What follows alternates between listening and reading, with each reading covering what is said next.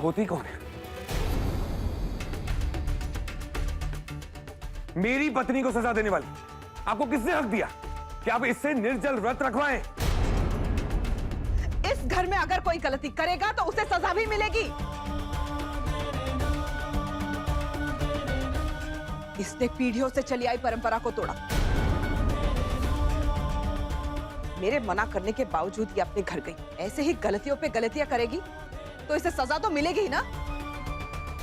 Mrs Agnihotri, एक बात आप अच्छे से समझ लीजिए।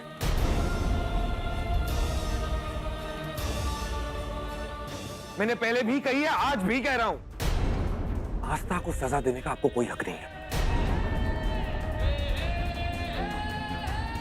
क्योंकि जब मैं ही आपका बेटा नहीं हूं तो आस्था आपकी बहू कैसे हुई? जितनी फिक्र आप उस आस्था की करते हैं, काश उसकी आधी फिक्र आप मेरी करते। और काश जितनी अच्छाइयां आस्था में, उसकी अगर आधी भी तुम में होती ना, तो मैं तुम्हें सराखों पे बिठा के रखता। रुकिए, आप आस्था से मिलने नहीं जाएंगे। सोचल खुद को बत्ता दिया करो जितना खुद बर्दाश्त कर सको, समझी तुम?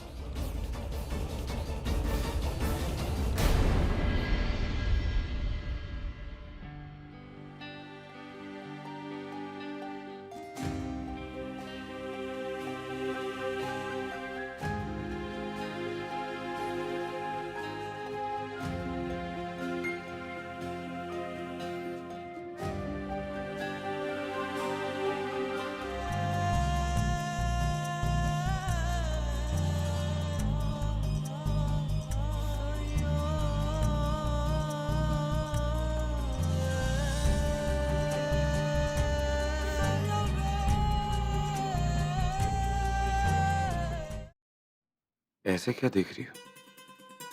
ये सब कुछ देखकर कहीं तुम्हें ऐसा तो नहीं लग रहा कि मुझे तुम्हारी सच में फिक्र हो रही है? कहीं तुम्हें ऐसा तो नहीं लग रहा कि मेरे दिल में फिर से तुम्हारे लिए प्यार जाग उठा? सॉरी अनी, लेकिन ऐसा कुछ नहीं है। तुम्हारी लाइफ अब भी वही बुरा सपना है जिसे मैंने तुम्हारी जिंदगी का सच बना दिया। मैं तो ये सब सिर्फ इसलिए कर रहा हूं ताकि तुम जल्द से जल्द ठीक हो जाओ। अरे जावेद बापू, असू दे असू दे। भाई, आपके आशीर्वाद से मेरे घर की लक्ष्मी एक बार फिर घर लौट आई। आपको इस मदद का एहसास हो ना हो, लेकिन मुझको है।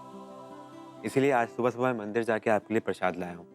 आपका बहुत बहुत धन्यवाद जावेद बापू, लेकिन इसकी क्या जरूरत थी? जरूरत थी, मुझे भगवान का शुक्रिया अदा करना था कि आपने मेरी भावनाओं को समझा और ज्योति को एक बार फिर घर भेजा।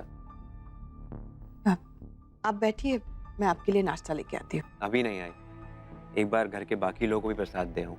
ठीक। ये मेरे लिए है?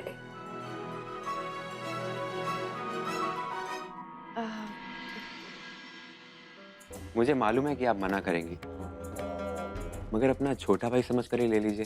प्लीज इनकार मत कीजिएगा। अगर आप हार लेंगी तो मुझे बहुत खुशी होगी। अब आप इतना कह ही रहे तो ले ही लेती हूँ। नहीं, मैं जानता हूँ कि आस्था ने आपको भी बहुत परेशान किया है, और मैं अपनी बड़ी बहन को दुखी कैसे देख सकता हूँ। आप बस आदेश दीजिए कि मैं आपकी कैसे मदद करूँ। देखिए, सीधी सी बात है, जिसकी लाठी उसका बल। आज श्लोक भाव की वजह से आस्था का भी इस घर में रुतबा है, और वरद भाव कुछ बोलते नहीं तो आपको कोई पूछता भी नहीं है। जानती हूँ, इसलिए तो मैं चाहती हूँ कि आस्था भाऊजी के करीब ना आए। कुछ भी करके ना उनका ये हनीमून का प्लान कैंसिल हो जाए बस। पर क्या करूँ समझ नहीं आता। अगर आप चाहें तो उन्हें जाने से रोक सकती हैं। मैं? कैसे?